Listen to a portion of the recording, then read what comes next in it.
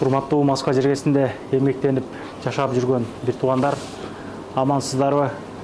Новогирево метросунда даяр бизнес сатылат.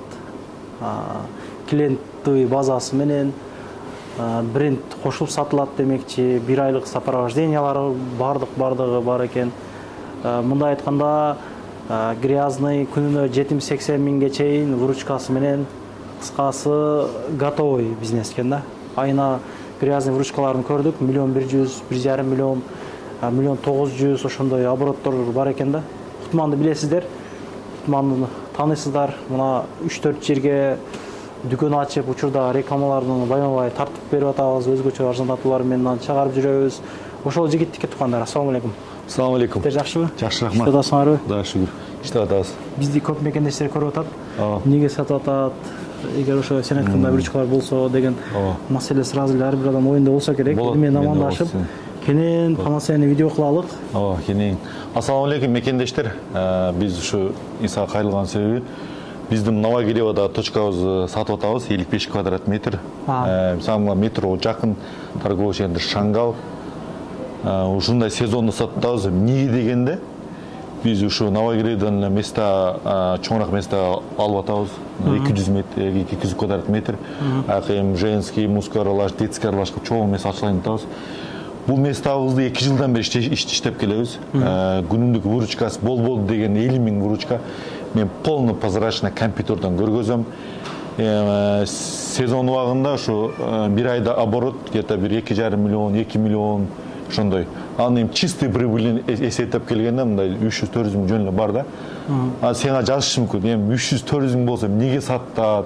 Анан мындай кантип сатып атат? Бул андай болбойт дегендерчи, мындай соданы түшүнбөгөндөр ошондо айтышы мүмкүн да. Сен комментарийңа деле бизнестерге кирип турасың, саткандарчы. Ооба турган сатабыз, бирок биз бул места биз үчүн кичинекей болуп атабыз. Биз бирок ушу местадан биз баштаганбыз да.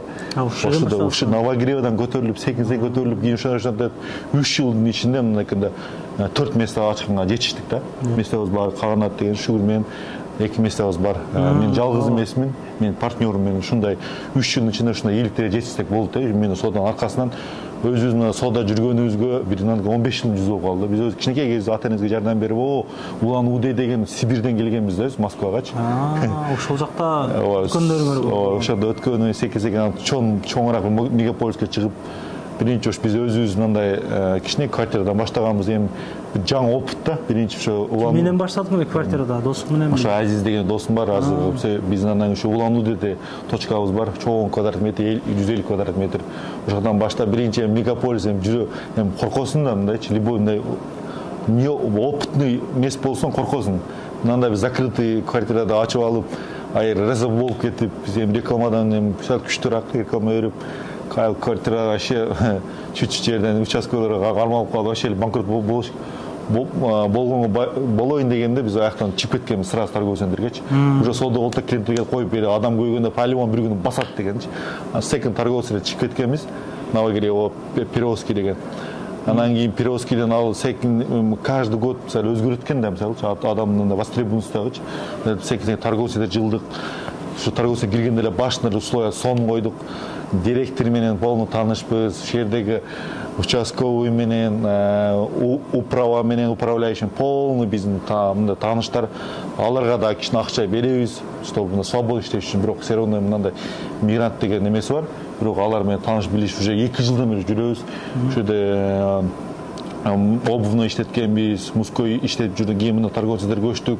Бул торговый центрдин эң кызыкчылыгы ошо Ростик на кийисин жанында эми выходной кезинде адамды толтура, выходной бир жакшы сода болот.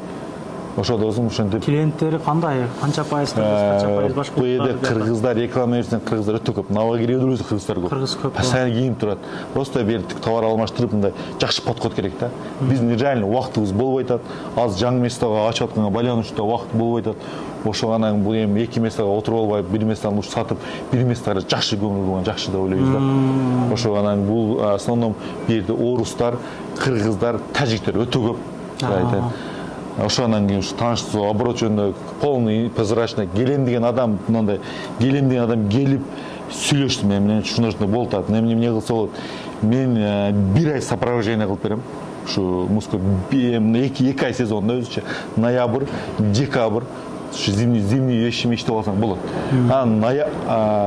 Январда кичине отурасың, бирок местаң актап, продюсер актап, өзүңө кичине түшүп турат. Бирок мындай көп эмес да, январь.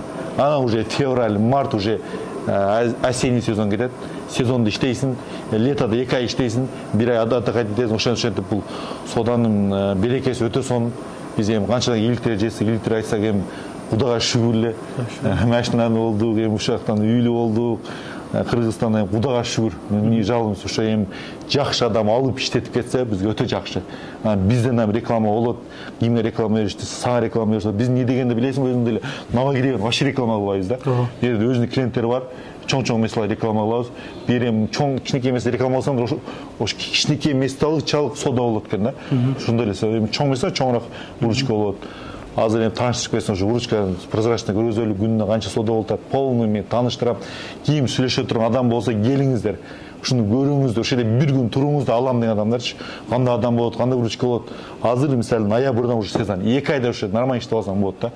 Азыр выручканы көргөзөбүз. Азыр ошондо кандай формат сатайын дейсиң? Дүңбада ушундай эле сатылабы же келген башында? Каласа мен мындай обменге деле даярмын. Эгерде товарды полный эсептеп алса деле болот. Менен ушу белек ушу компьютер менен ресепшн менен белек калган ушу абурдан эсептейли, эсептесин көрсүн. Азыр ошо выручкалар көргөзөлү, мындай прозрачный көрсүн.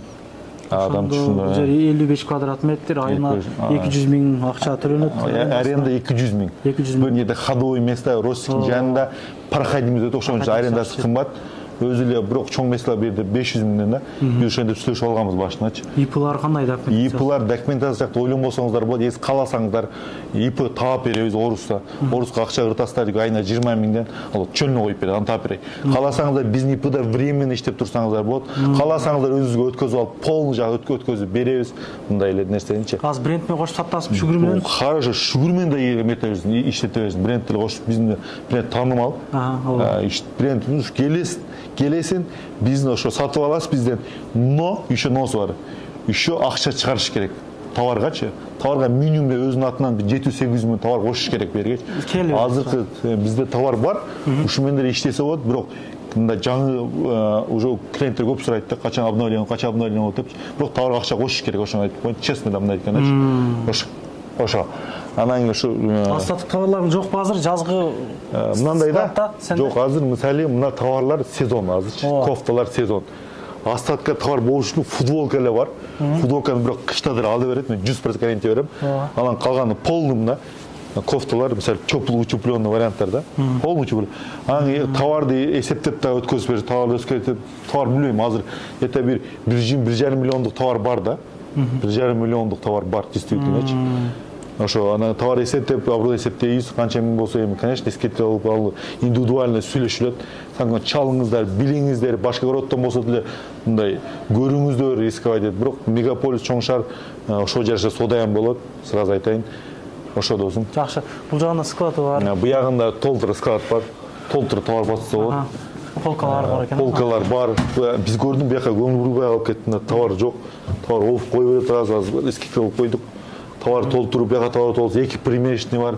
1 примерочный бул месте аз. Бирөөнү эле коюш керекпи дейм? Жок, күтүп калат клиенттер, күтүрбөш керек, сыра сатыш керек. Мына товарлар бар. Бул товарларды эскертип алып, кичине тазалап атабыз.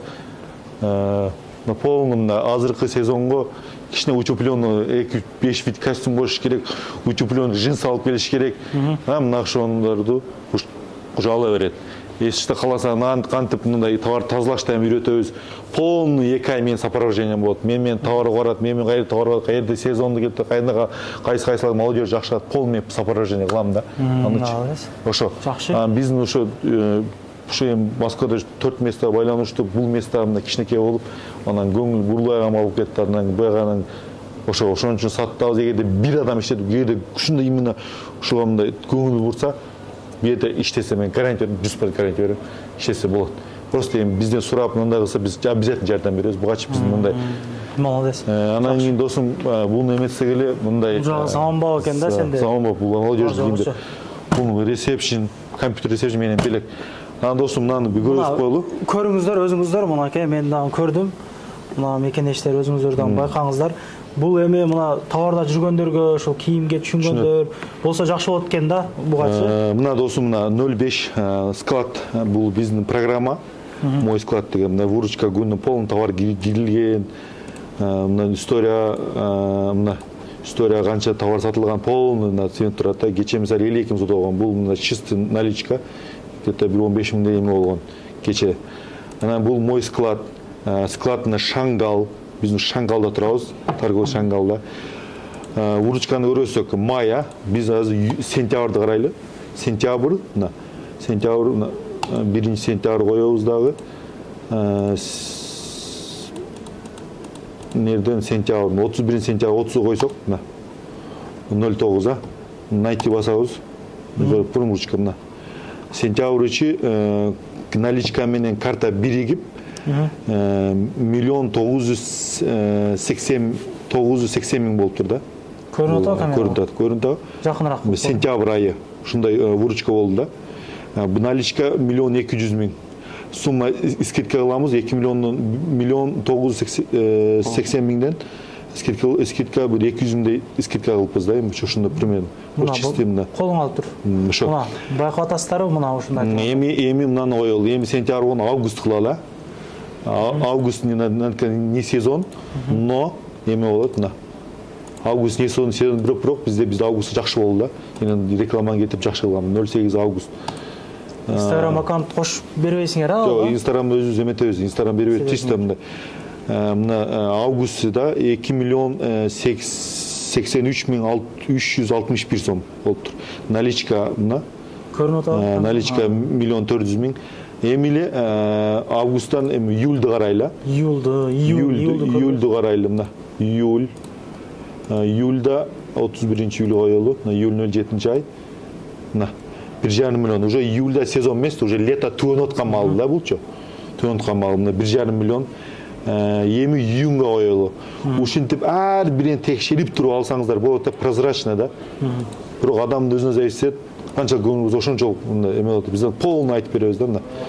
Июнда сезон мисалычы мына.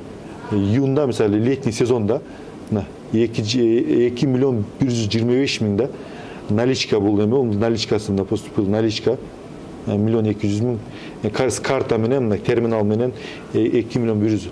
Ошондо полный прозрачный көрсөтүп беребиз. Мисалда мына 2 миллион иштеген мында грязный болгондо канча таза калтырса болот? 2 миллион бир айда 2 миллион оборот делем. Сиз сразу 2 миллион бир ай чыгат экен дебейсиз.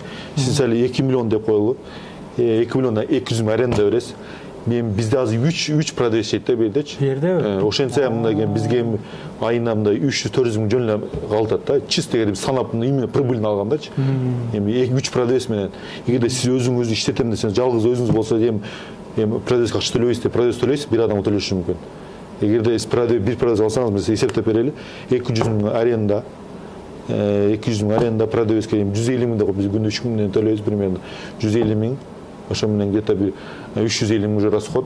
350 миң расход мындай экен, миллионун товарга басасыз товарды. Где-то 500 миң эгерде продавец жок иштесе 500 миң мындай пайда наличка менен. Бирок соода андай эмес. Сезон болду, товарды тыгыш керек, товарды алып келиш керек, сатыш керек. Сразу мисалы 2 айда нормально чыгарып алсаңыз болот да. 2 ай уж сезонда 2 айда иштеп туруп аласыз.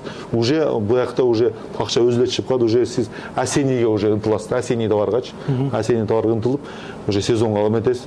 Осенийде өтө көп товар алып келиш керек. Сходовой товарлар келтирип, бир айда эметесиз. Бир айда анан акча чыгарса, ушинтип кетет да. Эми бу жерде мындай экен текшерүп келбейт. Биз полный бир сүйлөшүлгөнбүз, өзүнүн адамдар бар бу жердечи. Документтери бардыгы. Документтер өзүнүн ИПУбузда полный, өзүнүн досум, партнерим карайт документтерди. Ошентип эметет. Ошо досум, бул өзү биз биринчи Новогревден баштадык. Бизди көп адамдар таанышы мүмкүн. Новогрев баштаганбыз. Азыр ушу 200 квадрат метр место ачтабыз. Кудай кааласа саңай ушу жаңылыктарды беребиз. Мына алдап аткан жокпуз. Бизге сода болбой мына сатып үйрөп эле, кой ошо иштесин деген жок андай нетчи. Биз место ачтабыз 200 квадрат метрге. Сиз көрөсүздөр, мында мен чыгарам. Мындай мен пустослов болуп калбайын да. Бул жерде клиенттери бар экен мына. Видео башталганда 3-4 адам мынакта турат. Азыр видео башталганда. Анан кийин бу жерде мисалы любой адам мечтасы бар да, мисалы биз сол үчүн бизнес ачыш керек, ушинтип ачып мындай ойлонуп жүргөндөн көрө рисковать этип көрүш керек да, действительно. Бирок мен буну сунуш кылат элем, кандай адамдар алсын. ушу именно кийим сатып жүргөн, музыка кийим сатып жүргөн ушундай сферада иштеген адамдар алсын дейм. Эгерде нолдон баштап мында түшүнбөй калсаң кыйын болуп калат да. Биз эми алар бизден өтө эле биздин башыбызга отуп калат. Эмне келет? Ушу товар тандап берип, мындай реклама кылып, биз өтө көп бизге нагрузка келип калат да. Биз айтабыз ушундай бир түшүнгөн адам алса экен дейбиз да. Ошо сфераны түшүнгөн адамчы. Ушундай мисалы 1-2 жылда иштеп, ушул жерде иштеп жүргөн адамдар алса экен дейбиз бизчи. Ошондо адамдар сунуш кылат элем ушул местанычы. Түшүнгөн адамдаргачы. Анан кийин эми айтып коелу. Салам алейкум. Эми ойлоп көр досум, эгерде ушундай торговый место ачам деген адамдарга канча расход кетет примерночу. Ресепшн эле мына 20 миң, 15 миң да, компьютердин 30 миң. 30 где-то 50 миң, оборудованияң 300 миң да, оборудование 300 миң, оборудование эстеп көргөндө 300 миң, где-то бир 350 миң оборудование кеткен да, 350 миң, 400 миң кетти, мисалы освещение где-то бир 50 миң, ошо стройка краска адамга бересиңер 50 миң, ошо 500 миң стройка где-то 100 миң бересиңер, адам кылган адамга чуну болну ичегерде, ар бир адам өзүң болуш керек, где-то 100 миң, 600 миң складынан кичине склад жасаш керек, 100 миң, полка кылат 100 миң, уже где-то киришиң 700 миң болуп калат да. Ошо 700 миң, анан реклама кетет, реклама антибиотик, рекламада 200-300 миң сиз вложение кыласыз. Ошондой эле где-то 800 миң менен миллион миң кетип калат. Биз өзү места кылып, любой азыр биз 200 квадрат метр ачтабыз, где-то уже эле мисалы миллион вложение кылып коет да. Где-то еще 500 миң ошо услуга бар эми усталарынчы. Ошондой эле 800 миң ушул торговцияда киресиз да. Эми мынаны жаман ушундай места биз подвалга ачам десеңиз деле где-то 500 миң расход кетип калат. Ошо любой адам менен жазсын, ушундай расход кетип калат. Билинбей элечи. Өзүбүз уже биз опыт билебиз да. Примерночу. Сен еще билбейсиң кандай оборудование, кайсы жерден алышың, ошондой убакыт кетип калат да. Азыр биз ошо сезонду сатып, сезонду иштеп алсын деп серьезно элечи. Ар бир нерсени биз көргөзөбүз, ошол нерсеничи. Ошо сурооңуз болсо бериңиз. Эметебиз, полный кылабыз. Жогорку деңгээлде болуп кетти го баягы сурооңуз болсо деп. Туугандар мына ушундай место сатылып атты. Чындыгында мага жакты. Акчам болсо мен кызыгат элем. Мен жанагы алып чыгабыз, мисалы мына 1,5 миллион, 2 миллиондук машиналар жөнүнө алып коюп атат. Машинага караганда мен оюмча эгер түшүнгөн болсо, бул сфера жакшы эле окшойт. Анан кийин эгерде машинага обмен кылса, любой нерсе биз даярбыз да. Биз местаны мына ичине өткөзүп берип, ошодон иштеш керек. Биз ошо будан чыккан акчаны же ошо жаңы место вложение кылыш керек. Полный семейный деген эме болот. Кудай кааласа болсо музыка болот. Аягын көрө жатарбыз. Кудай кааласа аякта эле мисалы бизде деле бир 10-20 күн үчүн ачылып калат. Биздин ошо поддержка, полный поддержка болот. Мен өзүм сфера түшүнөм. Менин поддержка болот, бизден поддержка болот. Ошо досум. Жакшы, метрого жакын. Метрого бир 100 метрге жетпеген чыгасыздар, Шаңгалга кирип кетесиздер. Ооба. Экинчи этажында. Шаңгалдын экинчи этажында мына KFC'нин жанында. Ушундай туугандар. Берге кийсүүч айтсам, кыргыздар ана өзүндүклөр өтө көп келип, кийинет да, сен мына еще тем более эме бар. Вывеска бар, шугурда, шугур кыргыз өзүнүкүнгө деп көп. Анан берди биз рекламаны көп бере бербейбиз. Реклама мен бул жакта бир жолу кылдым, бир жолу эле. Текшиштимсе постоянно реклама берет. Эгерде ошондо сиз сага реклама берсеңиздер деле бул жакшы эме болот. Действительно, эффект болот. Ошо мекендештер кийимди алам дегендер биз ошо сатали дейбиз, более мындай опытный адамдарга, ушу сферада жүргөн адамдарга алса жакшы. Анан любой нерсеге мындай даярбыз сүйлөшүүгө, келсин, көрсүн, товарды көрсүн. Эми любой нерсе ошо алам деген адамдарга ошо. Бирок действительно алса болот, Москвада иштесе болот, бирок эми документация жагын карап, мындай тааныш билиш кылып эме кылса жакшы любой место. Жакшы, негизи мына чалып жазгандар көп эле, мына бизнес боюнча каяка ачсак болот, эмне кылсак болот, мына акчасын карап жүргөндөр байланышып көрүңүздөр. Ишиңиздер ийгилик, көпчүлүк коомчу кечирим сурайбыз. Ошо. Толук эле маалымат бердик окшойт деп ойлойм. Алатуу адам бул жерде турсун деп айтты. Мына бир эки келип караңыздар, байкаңыздар. Бардыгы ИПУ менен, через кассовый аппараттар менен. Законно да, кассовый аппарат полный кирген адам, законно. Ошол. Анан кичине участковыйга бериш керек. Өзүнүн тааныштыгы, участковый чоңу бар. Мындай болгон кичине честный знак закон күчүнө кирет. Аякта сүйлөшүлгөн, полный сүйлөшүлгөн. Сен эч ким беспокоить этпей, что биз ушул жердебиз, Москвадабыз, көпөтүн ошо. Жардамдар болот кыскасы. Жардамдар менен айтайын, действительно жардамдар болот. Мен андай сатып берип турчу болду, акчаны алып чыгып кетчү жок. Менин атым деле булаш кереги жок да. мен ушу мен кичине жардам берип ушуну өстүрүп ушуну прибыль көрсүн дейм да. Бул мен түшүнгөн сферам да. Ошо именно. Туугандар көрүшкөнчө калганын дагы өзү менен сүйлөшүп аласыздар, өзүңдүн номериңе эле коюп Мен өзүм личный номерим бар. Келем, сошо өзүм чалса ушу Новогерден сүйлөшөбүз. Телефондо мындай бүтүрөн иш эмес. Келиңиздер, көрүңүздөр. Ошо заставлять этип алып кетиңиздер депчи. Болсо биз өзүбүз 2 ай иштетебиз дагы, сезондо нормально иштетебиз. Ошо өзүбүз сатылбаса эми буйруганда жакшы адамга буйруп, жакшы адамга иштетип кетсин, ошо эле. Ошо, көрүшкөнчө ассалам алейкум. Анан дагы мекендештер кимдир бирөөлөрдө кирди чыкты маселелери болуп, ишеничтүү адамдарды таппай жаткан болсоңуздар, мен ушул жерге Сүйүн агамдын номерлерин коюп койгонмун. До конца айдайт, келгенден кийин 3 айга коюп берет, чыкпай туруп, чорныйдан, базадан текшерип берет. Ушул окшогон 7 орундуу Альфард Сианалар менен чыгып келесиздер. Сүйүн кирди чыкты ушул жерге коюп койдум.